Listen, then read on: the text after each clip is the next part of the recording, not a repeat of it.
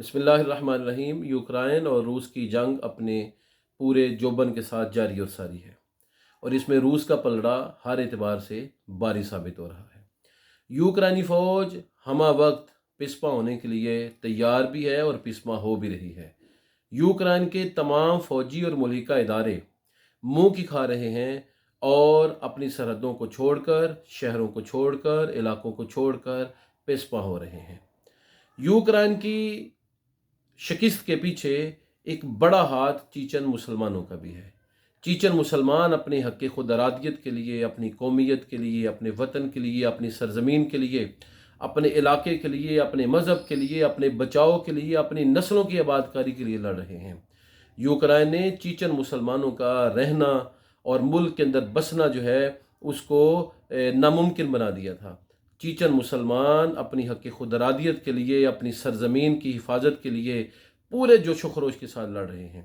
یہاں یہ بات یاد رکھیے کہ چیچن مسلمانوں کی تعداد تقریباً 70,000 ہے جو جنگجو ہیں۔ ان میں سے 10,000 جو ہیں وہ باقاعدہ طور پر اعلان کر کے روس کے حق میں اور یوکرائن کی مخالفت میں، یوکرائن کے خلاف جنگ کے اندر شریک ہو رہے ہیں۔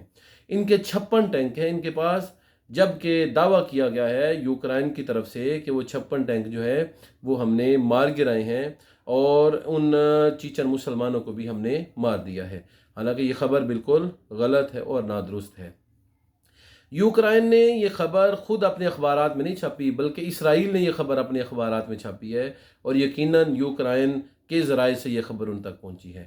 تو چیچن مسلمان اپنی حق خود ارادیت کے لیے یوکرائن کی فوجوں کے لیے خطرہ ثابت ہو رہے ہیں اور ان کو ناکوں چنے چبوا رہے ہیں۔ چیچن مسلمانوں کا معاملہ یہ ہے کہ یوکرائن نے کبھی بھی چیچن مسلمانوں کو ان کے حقوق نہیں دیے۔ چیچن مسلمانوں کو ان کے علاقے کے اندر بسنے کے حوالے سے اور ان کی قومیت کے حوالے سے ہمیشہ یوکرائن نے تنگ کیا ہے۔ یہی وجہ ہے کہ چیچن مسلمان اب یوکرائن کے خلاف لڑ رہے ہیں اور اپنی حق خود ارادیت اور اپنی آزادی کے لیے، اپنی سرزمین کے لیے جد و جہد جو ہے وہ جاری اور ساری رکھے ہوئے ہیں۔ یوکرائن کی جب فوج چیچن مسلمانوں کے سامنے بے بس ہو گئی ہے، تو اب یوکرائن کے ملٹری تمام اداروں نے ان لوگوں سے اور اس گروہ سے، متحرک گروہ سے، شدت پسند گروہ سے مدد لی ہے، جو شدت پسند گروہ کسی زمانے میں ہٹلر کے ساتھ لڑتا رہا ہے۔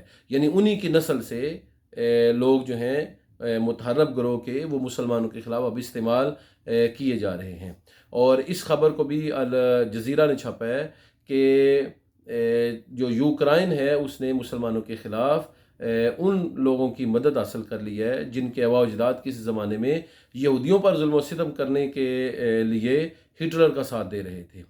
یہاں یہ بات یاد رکھیے گا کہ چیچن مسلمانوں میں سے ابھی چند ایک متحرک گروہ جو ہیں وہ جنگ کے اندر شامل ہوئے ہیں، باقی سارے پس پردہ ہیں۔ چیچن جنگجو مسلمانوں کی تعداد 70,000 ہے، اور ان کا مطالبہ یہ ہے کہ ان کو ان کی سرزمین پر آزادی اظہار رائے کے اصول کے تحت، ان کے اسلامی قوانین کے تحت، ان کی آزادی کی جد و جہد کو تسلیم کرتے ہوئے آزادانہ طور پر رہنے دیا جائے، اور ان کے صوبے کو باقاعدہ صوبے کی حیثیت حاصل ہو اور ایک آزاد ریاست کے طور پر اسے تسلیم کیا جائے۔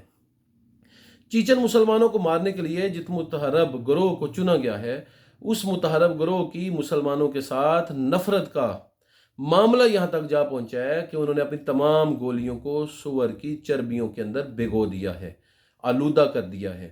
یہ ان کی مسلمانوں کے ساتھ نفرت کی حد ہے، اور چیچن مسلمان بھی اس معاملے کو بغور دیکھ رہے ہیں، اور وہ ان کے لیے تیار ہیں کہ اس طرح کی کسی بھی شدت اور عسکری قوت کے خلاف وہ لڑ کر میدان عمل میں آئیں گے اور اپنی جد و جہد سے پیچھے نہیں ہٹیں گے۔ تو روس اور یوکرائن کی جنگ کو لے کر یہ چند ایک حقائق تھے جن کو دنیا سے چھپایا جا رہا ہے،